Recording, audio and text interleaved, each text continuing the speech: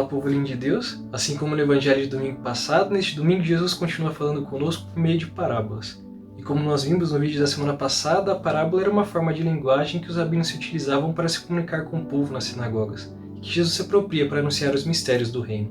Um tipo de linguagem que é muito simples e direto, mas que ao mesmo tempo é indireto e subjetivo, porque guarda alguns significados nas suas entrelinhas.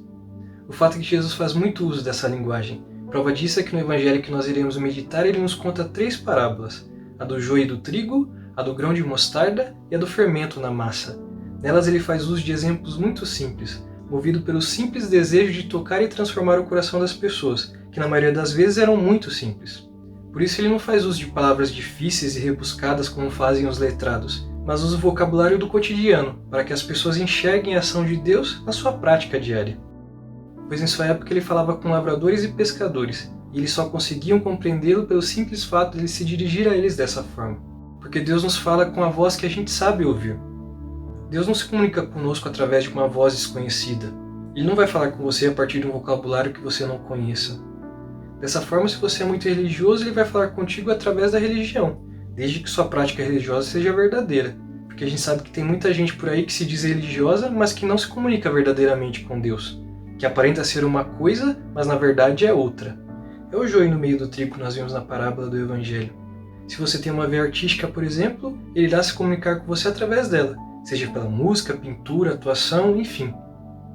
Se você gosta muito de culinária, ele também vai encontrar alguma forma de se revelar a você dentro dessa atividade.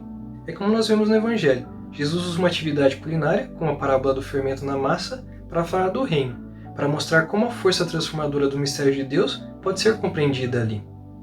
O fato é que um dos maiores desejos de Deus é se comunicar a nós, se fazer conhecer, compreender. Mas é necessário que a gente tenha consciência da sua dinâmica de comunicação, que tem uma dimensão muito subjetiva, mas que não exclui a relação comunitária. Até porque ele disse: onde estiverem 2 ou mais em meu nome, eu estarei ali no meio deles. Por isso que eu não concordo com a ideia daquela galera que diz que não precisa de religião para se encontrar com Deus. Mas é necessário, diante de tudo isso, entender também a subjetividade da mensagem de Jesus. Aquilo que ele quer falar é o mais íntimo de nós, o principal objetivo da sua forma de se comunicar. E cada um de nós, seus filhos, é único. Um pai que tem muitos filhos não pode se dirigir a todos da mesma forma. Para isso é necessário muita criatividade, se enturmar com a linguagem da molecada. E se engana quem acha que para ser criativo é necessário coisas extraordinárias e mirabolantes. Porque o pai criador é muito criativo e ao mesmo tempo simples no seu modo de se comunicar. Mas sabe por que muitas pessoas ainda não compreendem a criatividade da sua comunicação? Porque ainda insistem em procurá-lo no que é extraordinário e grandioso, mas ele se revela no mais simples e pequeno, como no grão de mostarda da parábola. Por isso os galileus da época de Jesus tinham muita dificuldade em crer em sua mensagem, pois eles esperavam sinais extraordinários e grandiosos contidos nas mensagens dos escritores apocalípticos. Por isso era muito difícil acreditar que Deus já estava atuando no mundo.